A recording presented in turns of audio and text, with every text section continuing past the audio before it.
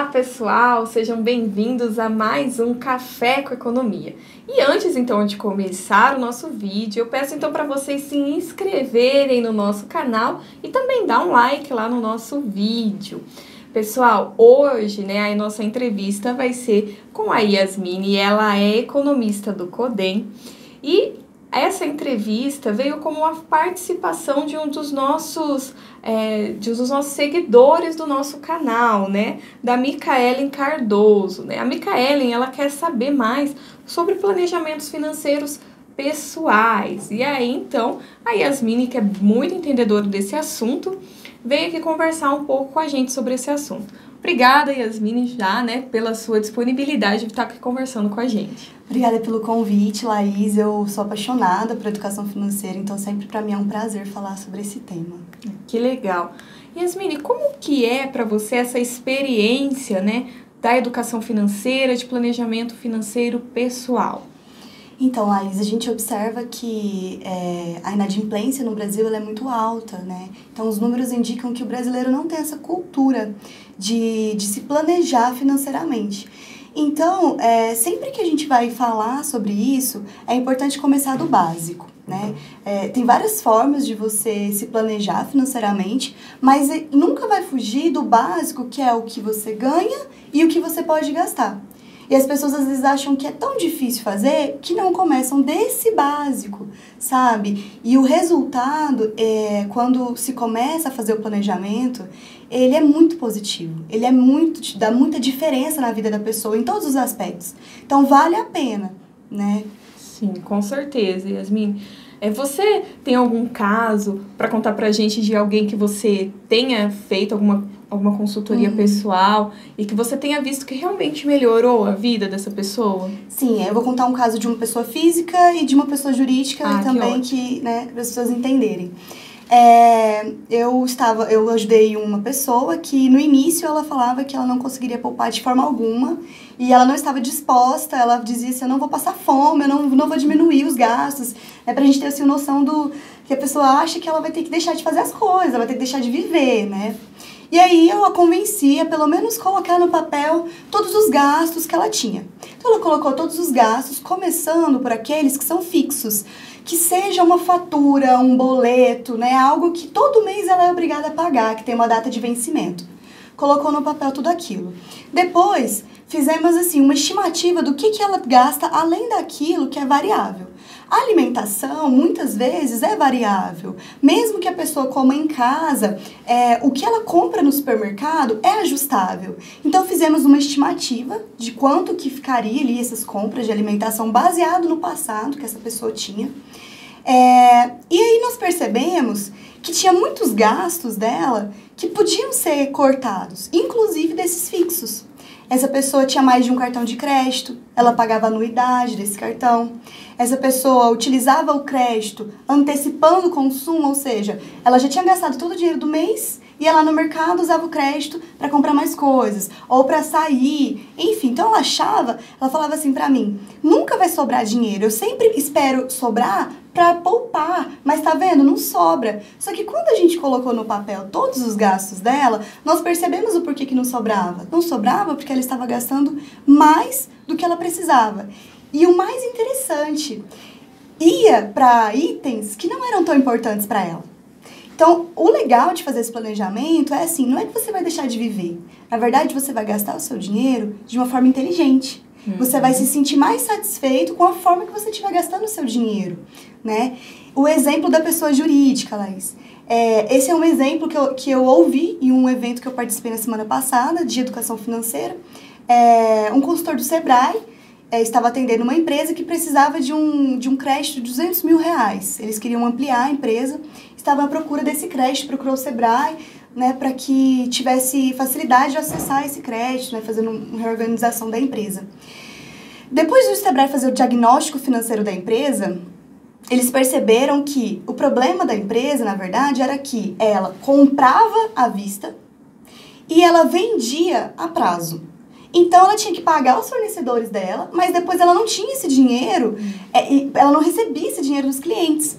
Então, estava faltando giro. Ela não precisava de um crédito tão alto para ela expandir? Ela precisava reorganizar financeiramente. Começaram a fazer incentivos para os clientes pagarem à vista. E aí, com isso, a empresa conseguiu se reorganizar e tiveram uma necessidade de crédito de apenas R$20 mil. Nossa, que legal. Olha a diferença. Muita. Apenas por uma consultoria, por falta de gestão financeira. Então, as pessoas precisam entender que, e aí já que eu estou falando de pessoa física e pessoa jurídica, precisam entender que, primeiro, se você também é empresário, você tem que separar as duas contas. Com certeza. É importante separar. Fazer um planejamento para ambas, tanto a pessoa física quanto a pessoa jurídica, precisa ter metas. Você precisa saber quanto que você pode gastar de cada item. E a poupança ou o investimento tem que ser uma meta também. Quanto que você quer poupar? Quanto que você quer investir por mês? E por que você quer isso?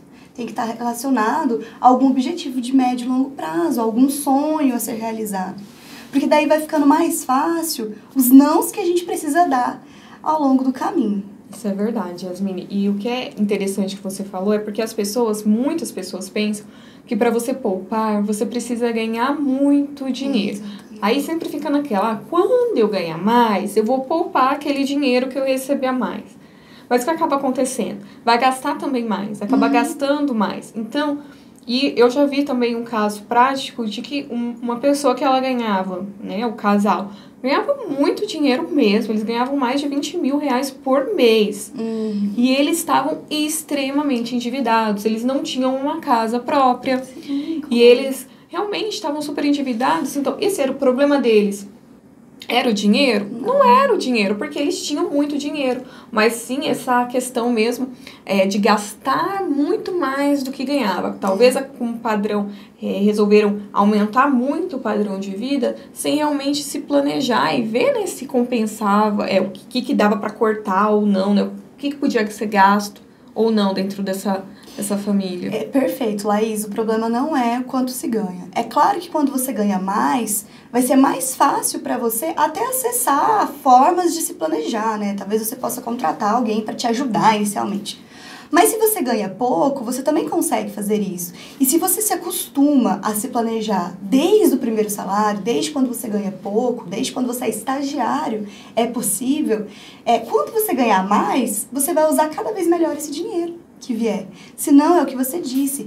Quanto mais eu ganho, mais eu gasto. Porque eu não estou vendo para onde está indo meu dinheiro, eu não fiz prioridades. E nós estamos o tempo todo sendo bombardeados por possibilidades de consumo, por facilidades. O estilo de vida, né? Assim, nós estamos sendo bombardeados por tanta informação hoje que se nós não tivermos nossas prioridades, a gente se perde.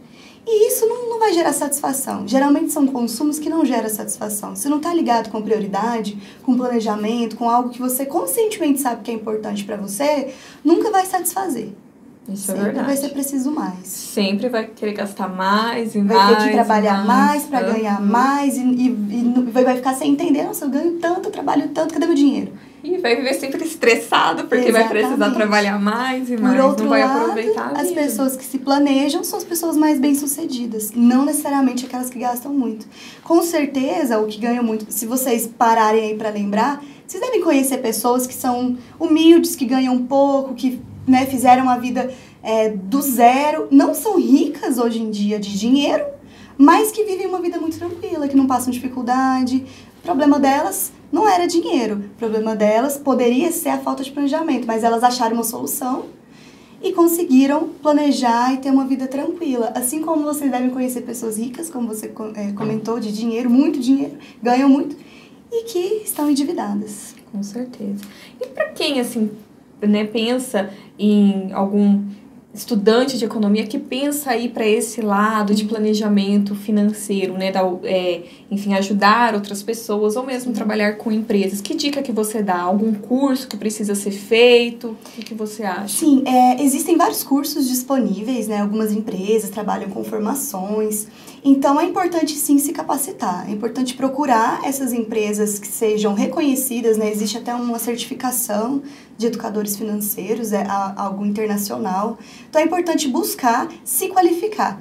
E também lembrar que não é só uma questão de economia. né? Para os estudantes de economia que acham que, né, só por ser economista já domina essa área. Não é suficiente. Então, até estudantes de outras áreas podem se qualificar nesse quesito. Mas é importante lembrar que também está relacionado à psicologia. Inclusive, é uma área nova relativamente, né, assim, no Brasil, psicologia econômica, economia comportamental, está muito ligado ao comportamento mesmo das pessoas, neurociência. Então, buscar ler sobre isso, se interessar mesmo, investir em capacitação, em qualificação, porque é um assunto muito importante, né, e as pessoas têm um tabu com isso. Então, até na forma de abordar, é preciso estar bem qualificado para isso. E é uma área, né, que está crescendo muito, justamente, como você mesmo disse, a inadimplência do nosso país é muito alta. Então, os economistas ou outros profissionais que desejarem, forem para essa área, realmente é um mercado que tende a evoluir, a crescer e a melhorar. As empresas também, né? Nós vemos muitas empresas que acabam fechando, não por falta de clientes, né, mas por falta de planejamento mesmo financeiro. Esse exemplo que você deu de comprar à vista e vender a prazo, ou mesmo se não separar as finanças, né, que a gente vê em muitas empresas familiares que acabam indo junto, então os gastos, né, da empresa e da família, não separa isso e acaba indo mesmo para falência, né? Então, realmente, quem se interessa por essa área tem, né, uma grande área, tem uma grande chance de conseguir se dar bem nessa área, mas tem que se qualificar. Porque não adianta chegar lá e falar assim, olha, gente, é muito fácil, é só vocês separarem os gastos. Não é desse jeito, não, né? Não existe uma receita, né? Cada um, né, de uma forma. Então, tem que ser bem com bastante responsabilidade.